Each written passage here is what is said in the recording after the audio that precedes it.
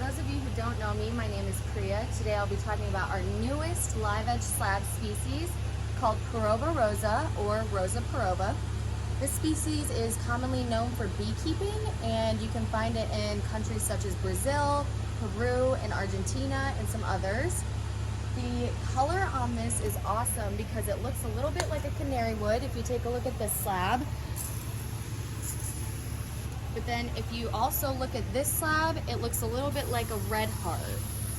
Now the color ranges from yellowish red to pinkish, but it also has streaks of purple and brown, which are really cool. The other thing about this species is that it doesn't fade as much with time, which is really nice. You can keep it out in the sun a little bit more. And as well as that, it glues really well and it finishes really well.